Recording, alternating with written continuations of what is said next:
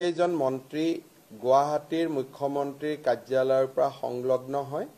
আৰু কেইবাগৰাকী মন্ত্ৰী ডিব্ৰুগড়ত উপস্থিত থাকে। আজিৰ কেবিনেটে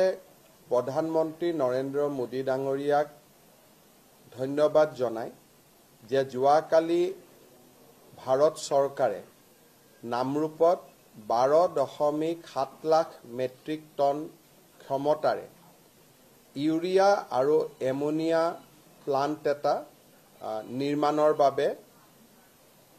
অনুমোদন জনায় আৰু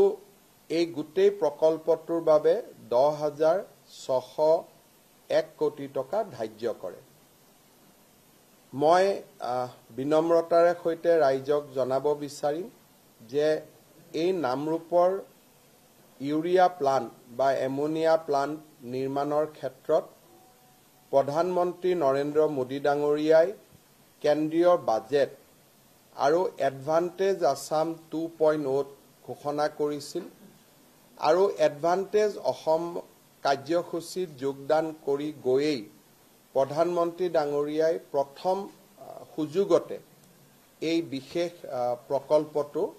কেন্দ্ৰীয় কেবিনেটৰ দ্বাৰা অনুমোদিত কৰোৱায়। আপোনালোক সকলোৱে জানে যে এই প্ৰকল্পটোত ভাৰত চৰকাৰৰ 60% অংশীদাৰিত্ব থাকিব আৰু অসম চৰকাৰে এই প্ৰকল্পটোত 40% অংশীদাৰিত্ব ল'ব। আৰু যদি ইণ্ডিভিজুৱেল এণ্টিটি হিচাপে চাব যাওঁ, ভাৰত চৰকাৰৰ 4টা সংস্থাই ইয়াত নিজৰ নিজৰ অংশীদাৰিত্ব ল'ব।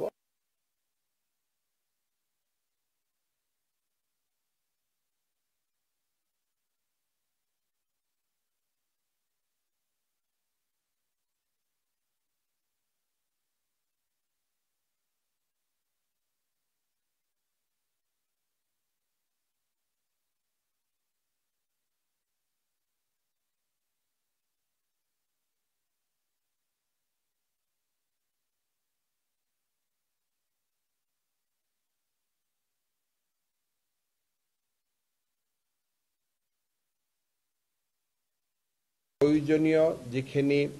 কাম কাজ কৰিব লাগে সেইখিনি আমি সমাপন কৰিবলৈ চেষ্টা কৰিম। আজিৰ কেবিনেটে আমাৰ মৰাণ জনগোষ্ঠীৰ বাবে এটা গুৰুত্বপূৰ্ণ সিদ্ধান্ত গ্ৰহণ কৰে। আমি সকলোৱে জানো যে অৰুণাচল প্ৰদেশৰ বিভিন্ন স্থানত মৰাণ জনগোষ্ঠীৰ লোকসকলে বাস কৰে, কিন্তু অৰুণাচল চৰকাৰে তেওঁলোকৰ যিয়ে অসুবিধা নহওক কিয় এই যুৱক যুৱতীসকলক বা বাসিন্দাসকলক স্থায়ী নাগৰিকত্বৰ প্ৰমাণপত্ৰ নিদিয়া বাবে বা PRC নিদিয়া বাবে অৰুণাচলত তেখেতসকলে বিভিন্ন সুবিধাৰ পৰা বঞ্চিত হ'বলগীয়া হয়। বিষয়টোৰ সম্পৰ্কত অৰুণাচলৰ মুখ্যমন্ত্ৰীৰ লগত মই যোগাযোগত আছো, কিন্তু যেতিয়ালৈকে অৰুণাচলত এই সমস্যাটো সমাধান নহয়, অৰুণাচলত বাস কৰি থকা মৰাণ জনগোষ্ঠীৰ লোকসকলক আমি অসমৰ PRC দিবলৈ সিদ্ধান্ত গ্ৰহণ কৰিছোঁ। ইয়াৰ ফলত তেখেতসকলে অসমৰ চাকৰিৰ বাবেও নিজক চাকৰিত তেওঁলোকে প্ৰাৰ্থিত্ব দিব পাৰিব। অসমৰ মেডিকেল ইঞ্জিনিয়াৰিং কলেজ আদিতো তেওঁলোকে অংশগ্ৰহণৰ সুবিধা পাব আৰু মৰাণ জনগোষ্ঠীৰ বাবে যি আমি ৰিজাৰ্ভেশ্যন কৰি থোৱা আছে তাতো তেওঁলোকে পৰীক্ষা দিবলৈ সুবিধা পাব। মই ভাবোঁ যে এইটো অসমৰ আটাইতকৈ প্ৰাচীনতম জনগোষ্ঠী মৰাণ জনগোষ্ঠীৰ বাবে আজি কেবিনেটে এটা ঐতিহাসিক সিদ্ধান্ত গ্ৰহণ কৰে। আজি কেবিনেটত আমি আৰু এটা সিদ্ধান্ত গ্ৰহণ কৰিছোঁ যে নেশ্যনেল হেল্থ মিছনত যিসকল কৰ্মচাৰী বা নাৰ্ছ বা আন বিষয়া কৰ্মচাৰীয়ে কাম কৰে, তেওঁলোকে যদি ৰাজ্য চৰকাৰৰ কিবা নিয়োগৰ পৰীক্ষাত অৱতীৰ্ণ হ'ব লাগে, তেতিয়াহ'লে তেওঁলোকৰ বাবে বয়সৰ ঊৰ্ধ্বতম সীমা নাথাকিব।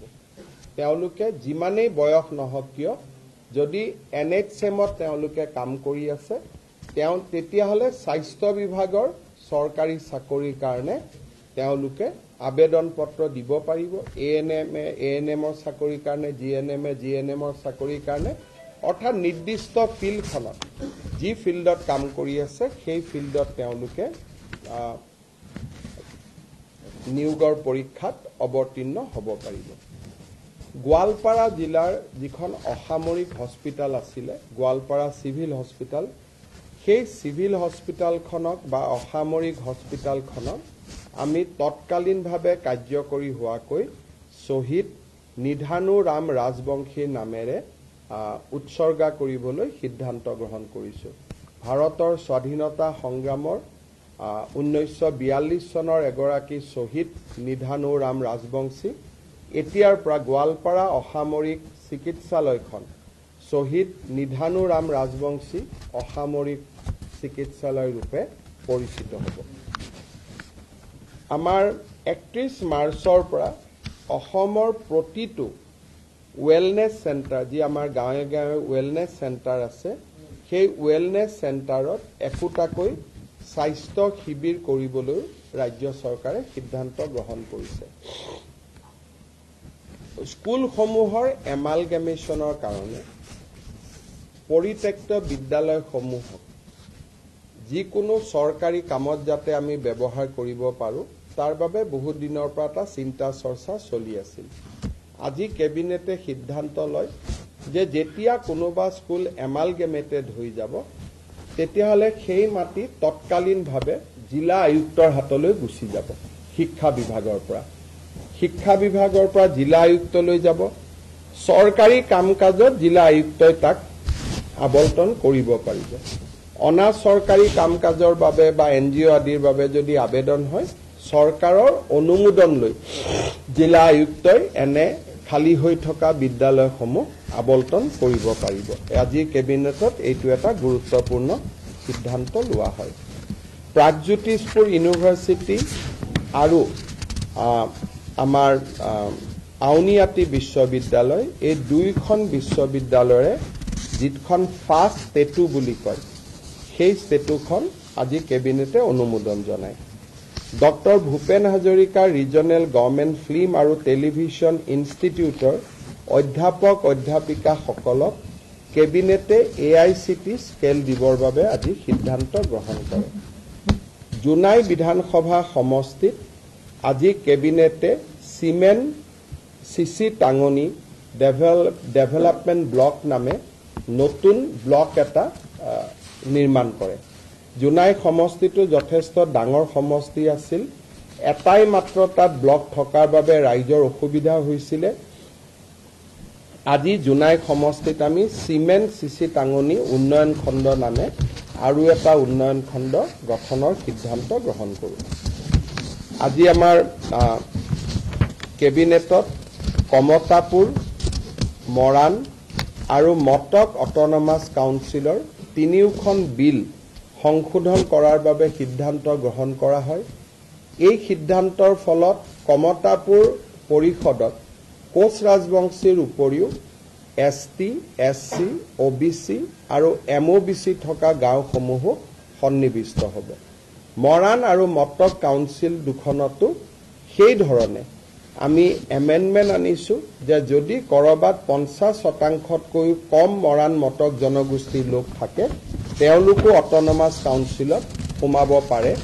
তাৰ ব্যৱস্থা আজি আমি কৰিছোঁ কিন্তু এইখিনি পাৰ্ট ভিলেজ হিচাপে হ'ব অন্যান্য জনগোষ্ঠী কাউন্সিলত নোসোমাই মৰাণত মৰাণ মটকত মটক এই ধৰণে আমি ব্যৱস্থা কৰিছোঁ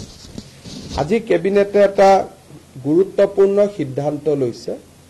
যে গুৱাহাটী ডিব্ৰুগড় আৰু শিলচৰত দোকান পোহাৰ এতিয়া 24 ঘণ্টা খোলা ৰাখিব পাৰিব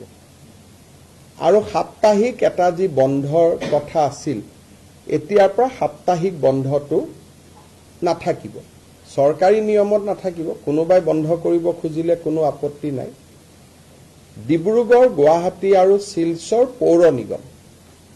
মিউনিচিপালিটি কিন্তু বাকি টাউনসমূহত যাক এই গুৱাহাটী ডিব্ৰুগড় শিলচৰ মিউনিচিপালিটি কৰ্পোৰেশ্যন কিন্তু বাকি টাউনসমূহত ৰাতি 2টা বজা পৰ্যন্ত দোকান পোহাৰ খোলা ৰাখিব পাৰিব গ্ৰাম্যাঞ্চলত ৰাতি 11 বজালৈকে দোকান পোহাৰ খোলা ৰাখিব পাৰিব, যাতে আমাৰ ক্ষুদ্ৰ ব্যৱসায়ীসকলৰ উপাৰ্জন বৃদ্ধি হয়। তাৰ বাবে আমি এই ব্যৱস্থাটো গ্ৰহণ কৰিছোঁ। কিন্তু শ্ৰমিকক বছৰত সপ্তাহত 48 ঘণ্টাতকৈ বেছি কাম কৰাব নোৱাৰিব, একেটা ষ্ট্ৰেচত 9 ঘণ্টাতকৈ বেছি কাম কৰাব নোৱাৰিব, আৰু শ্ৰমিকক মই 24 ঘণ্টা দোকান খোলা ৰাখিলোঁ, তাৰমানে শ্ৰমিকৰ 3টা শিফ্ট কৰিব লাগিব। তাৰমানে শ্ৰমিকসকলক কষ্টত দি পেলাই এইটো সুবিধা নহয়।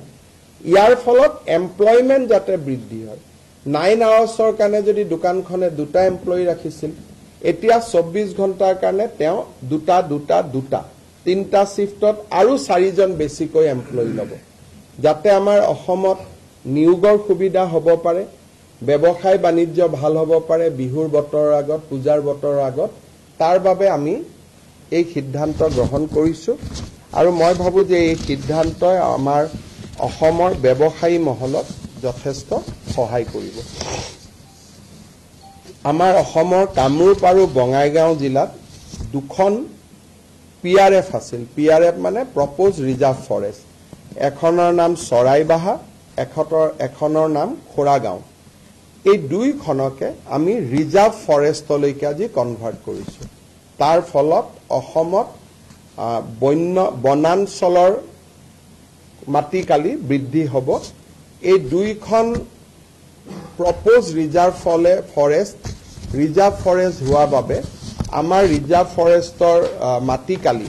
700 হেক্টৰ বৃদ্ধি পাব। আজি আমাৰ কেবিনেটত আৰু এটা সিদ্ধান্ত গ্ৰহণ কৰা হয়।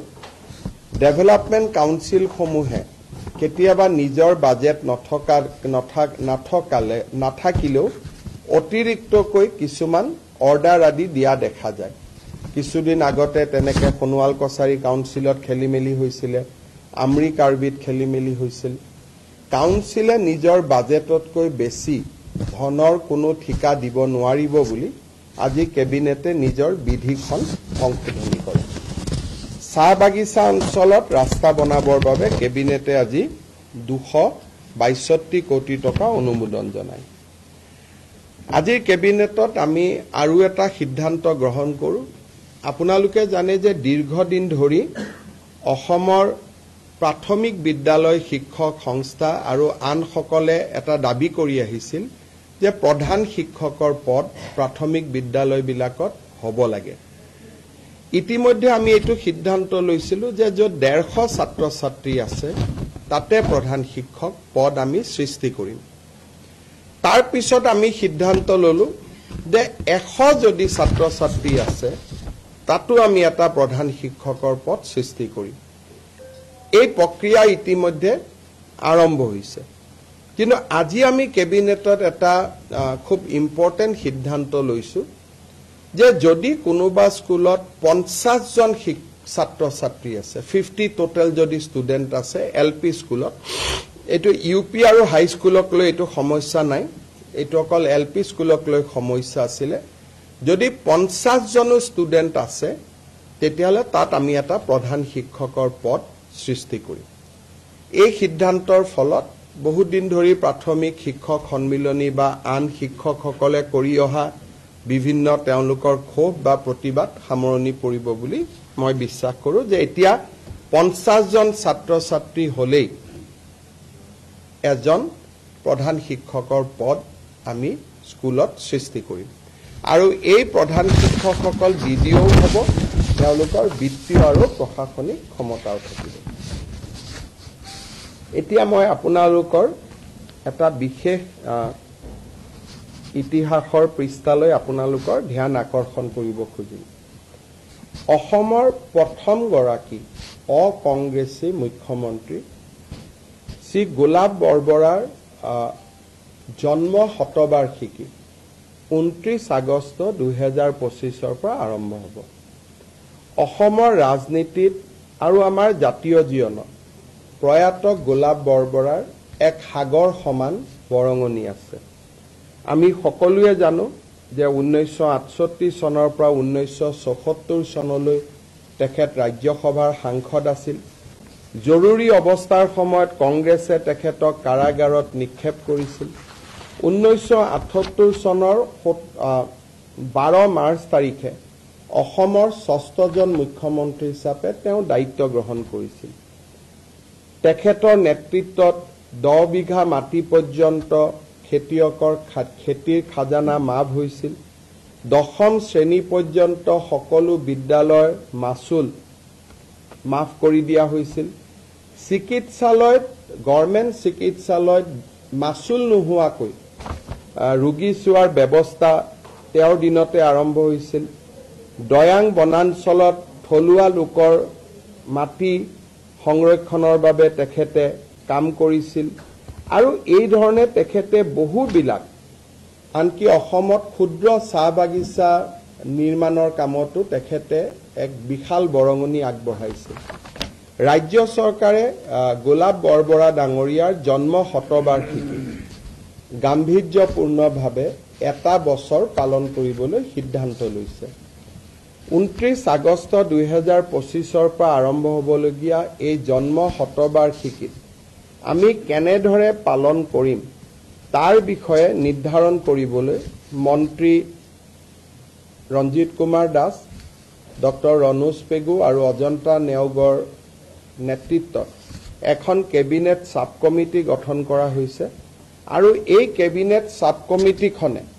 প্ৰয়াত গোলাপ বৰবৰাৰ পৰিয়াল আৰু তেওঁৰ সান্নিধ্য লাভ কৰা ব্যক্তিসকলৰ লগত আলাপ আলোচনা কৰি এটা বছৰজোৰা পৰিকল্পনা প্ৰস্তুত কৰিব যাতে গোলাপ বৰবৰাৰ আদৰ্শক আমি অসমৰ নতুন প্ৰজন্মৰ মাজলৈ লৈ যাব পাৰোঁ। ইয়াৰ উপৰিও এই বছৰটোৰ ভিতৰতে অসমৰ এখন ৰাজ্যিক শিক্ষানুষ্ঠানত বা আন ৰাজ্যিক এটা অনুষ্ঠানত প্ৰয়াত গোলাপ বৰবৰাৰ নামেৰেও নামাঙ্কিত কৰাৰ বাবে আমি সিদ্ধান্ত লৈছোঁ আৰু কেবিনেট সাব কমিটিখনে এই অনুষ্ঠানটো আমাক দেখুৱাই দিব যে এই অনুষ্ঠানটি আপোনালোকে বা কেবিনেটে গোলাপ বৰবৰাৰ নামত নামাঙ্কিত কৰিব পাৰে। মই সকলো ৰাইজৰ এই ক্ষেত্ৰত সহযোগিতা বিচাৰিছোঁ। চতুৰ্থতে আমাৰ এইকেইটা দিন বাতৰি কাকতত ৰংঘৰত কৃত্ৰিম বানপানী সৃষ্টি হোৱাৰ বাতৰি ওলাই আছে। ৰংঘৰ পৰ্যবেক্ষণ কৰিবলৈও কেবিনেটে এটা লোক নিৰ্মাণ বিভাগ আৰু ৱাটাৰ ৰিচোৰ্চ ডিপাৰ্টমেণ্ট আৰু আৰ্বান এফেয়াৰ্ছ ডিপাৰ্টমেণ্ট আৰু আৰ্কিঅলজি ডিপাৰ্টমেণ্ট এই চাৰিওটা ডিপাৰ্টমেণ্টৰ বিষয়া সন্নিবিষ্ট এটা এক্সপাৰ্ট টিম ৰংঘৰলৈ পঠাবৰ বাবে সিদ্ধান্ত গ্ৰহণ কৰিছে। কেবিনেটত লোৱা সিদ্ধান্ত একেটাই আছিল। আপোনালোকৰ যদি কিবা সুধিব আছে সুধিব পাৰে। हिंदी में बोलने के लिए तकलीफ होगा, अभी इतना लंबा है, मुझको दोबारा आधा घंटा चाहिए। हमारे भारत सरकार की जो बजट थे उस बजट में नामरूप में एक 12 लाख मेट्रिक टन की यूरिया एमोनिया प्लांट बनाने का निर्णय लिया गया था। वही निर्णय को प्रधानमंत्री जी ने हमारे निवेश सम्मेलन में भी दोहराया थे। कल यूनियन कैबिनेट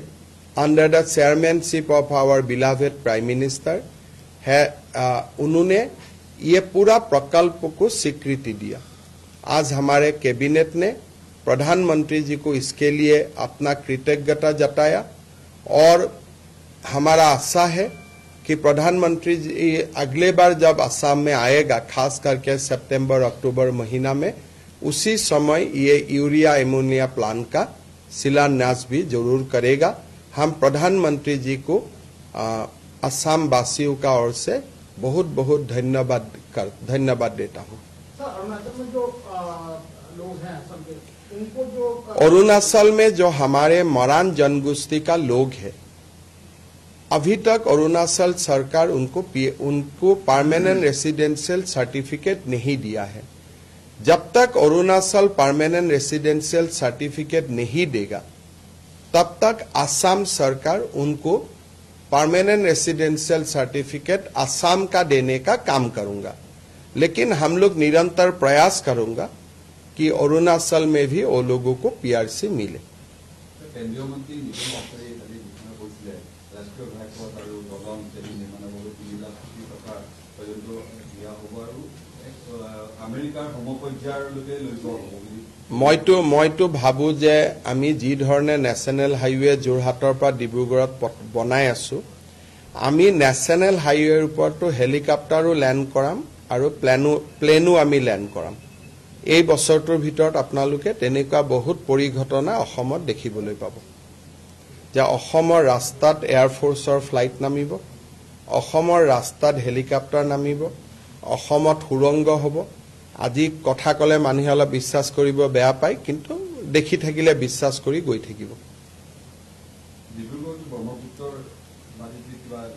ডিব্ৰুগড়ৰ কথা নাই ডিব্ৰুগড়ত বগীবিল অলৰেডি বনোৱাই হৈছে কিন্তু টানেল নুমলীগড় আৰু গোলাঘাট গহপুৰৰ মাজত হ'ব কালি আমি ডিব্ৰুগড়ত আলোচনা কৰিছো কালি মিটিং ৰাখিছো ডিব্ৰুগড়ৰ ওপৰত কালি ডিব্ৰুগড়ৰ আৰ্টিফিচিয়েল ফ্লাডৰ ওপৰত আমি মিটিং ৰাখিছো তেতিয়া আপোনালোকক ক'ব পাৰিম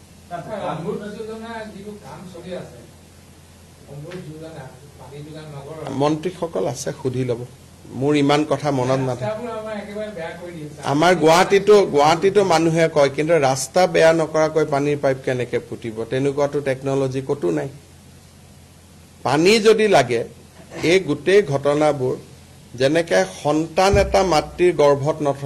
নথকাকৈ প্ৰসৱ হ'বই নোৱাৰে আৰু মাতৃয়ে প্ৰসৱ বেদনা পাবই লাগিব সেই ধৰণে বিকাশৰ আগত এটা প্ৰসৱ বেদনা মানুহে পায় আৰু সেই প্ৰসৱ বেদনাখিনি যোনে গ্ৰহণ কৰে তাৰ বিকাশ হয় আৰু যাৰ প্ৰসৱ বেদনাখিনি গ্ৰহণ কৰিব নোৱাৰে সেই জায়গাত বিকাশ নহয় গতিকে তাৰ কোনো উপায় নাই যদি আপোনালোকক পানী লাগে ৰাস্তা খান্দিবই লাগিব ৰাস্তা লগে লগে এখন অসমে হয় আৰু লগে লগে ক'ত হ'ব আৰু আমি আমাৰ এটা স্পীড আছে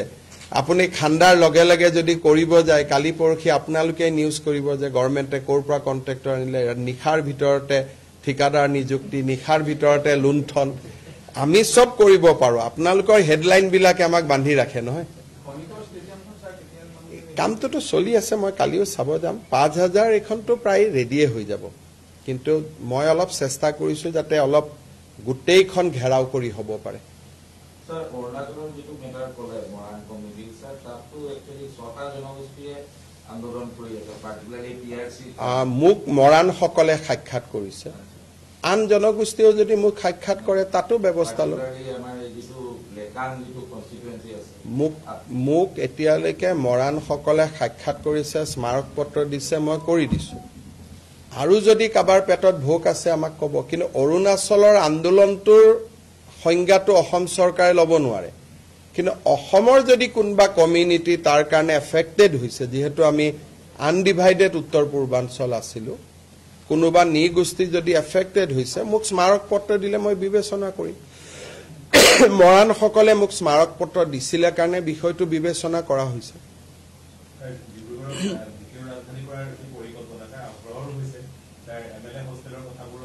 ইয়াতে কালি মই চাব যাম আমি কালি মাটি সিলেক্ট কৰিম এই বছৰটোৰ ভিতৰতে ডিব্ৰুগড়ত অসম বিধানসভা এমএলএ হোষ্টেল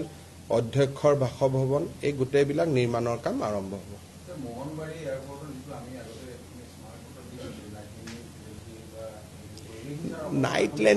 নাইট লেণ্ডিং ফেচিলিটিটো অলপমান কিবা CISFৰ ফালৰ পৰা দিগদাৰি হৈ আছে মই এবাৰ চাব লাগিব আপোনালোকে সৰ্বাধিকো ক'ব বিষয়টো কাৰণ গোটেইটো চেন্ট্ৰেল গভৰ্ণমেণ্টৰে তেওঁক এবাৰ মনত পেলাই দিব ময়ো মনত পেলাই দিম দোকানেতো ৱাইন শ্বপো হয় কিন্তু ৱাইন শ্বপখিনি আমি পুৰা 24 ঘণ্টা খুলিব নিদিও ৱাইন শ্বপখিনি অলপ আগতীয়াকৈ বন্ধ কৰি দিম ৱাইন শ্বপখিনি 2টামান বজালৈকে এতিয়া 12টালৈকে চলে তেওঁলোকক পুৰা গোটেই ৰাতি নিদিও তেওঁলোকক অলপ কমাই দিম নহলে এমপ্লয়মেন্ট নহব সেইকাৰণে কিন্তু ৱাইন শ্বপখিনি গোটেই ৰাতি দিলে অলপ বেয়া হ'ব সেইকাৰণে সেইটো এতিয়া ৱাইন শ্বপখিনি 12টাত হয় গুৱাহাটীত 2টালৈকে কৰি দিম বাকি জায়গাত 12টাই থাকিব বাকি ডিব্ৰুগড় শিলচৰ আদিত ৱাইন শ্বপটো বঢ়াই নিদিও কষ্ট হ'ব কিন্তু গুৱাহাটীতটো 24 ঘণ্টা প্লেন ৰেল আহি থাকে গতিকে গুৱাহাটীতো 2টা বজালৈকে দিম বাকি ওয়াইন শ্বপখিনি যেনেকৈ আগত আছিল তেনেকৈ থাকিব ওয়াইন শ্বপখিনি আমি বঢ়াই দিয়াৰ কথাটো চিন্তা কৰা নাই পিছত যদি কোনোবাই দাবী কৰে ৰাইজে কয় বেলেগ কথা কিন্তু আজিৰ মুহূৰ্তত আমি এইটো